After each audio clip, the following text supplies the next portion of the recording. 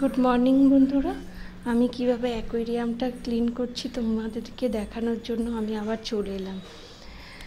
অ্যাকোয়ারিয়ামটার অবস্থা খুবই খারাপ, একদম অবস্থা খারাপ। কত মাছ মরেও গেছে, কারণ আমরা অনেক দিন ছিলাম না, প্লাস হচ্ছে অ্যাকোয়ারিয়ামটা দীর্ঘদিন ধরে পরিষ্কারও করা হয়নি। তাই আজকে ডিসিশন নিলাম আজকেই করব। একটু তো হেল্প লাগবে, তা বরকে বলে কিছুটা রাজি করালাম, তারপরেই আরম্ভ করলাম কাজে। বেশিরভাগ কাজই আমি করেছি, ও একটু মাছগুলোকে তুলে দিয়েছে। দুটো শার্ক আছে, গোল্ড ফিশ আছে, আরও কিছু কিছু আছে মাছ, নামগুলো ভুলে গেছি।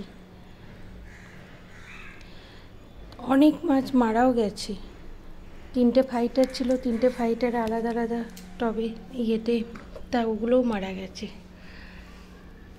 অ্যাকোয়ারিয়ামটা প্রচুর ভারী, 3টে ভাগে ভাগ ছিল, সেই ভাগগুলোকে আবার ব্লেডে করে কাঁচগুলোকে সরিয়ে নেওয়া হলো, দিয়ে অ্যাকোয়ারিয়ামটাকে পুরো গোটা একটাভাবে করা হলো।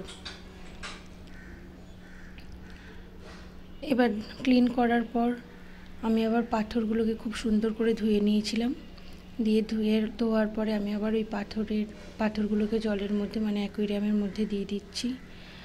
ভাগ ভাগ করে নিয়েছি কিছুটা দেখতে সৌন্দর্যের জন্য। এবার মাছগুলোকে দিয়ে দিচ্ছি। এই মাছগুলো অনেক দিনকার, যখন আমরা কলকাতায় থাকতাম তখনকার মাছগুলো। প্রচুর বড় হয়ে গেছে, প্রচুর বড় হয়ে গেছে। দেখো আগের অবস্থা আর এখনকার অবস্থা। আমার এই ছোট্ট ছোট্ট ভিডিওগুলো তোমাদের কেমন লাগে? যদি ভালো লাগে একটু কমেন্ট লাইক করে দিও, আর পুরো ভিডিওটা একটু দেখো। আজকের মতো এখানেই, থ্যাংক ইউ, বাই।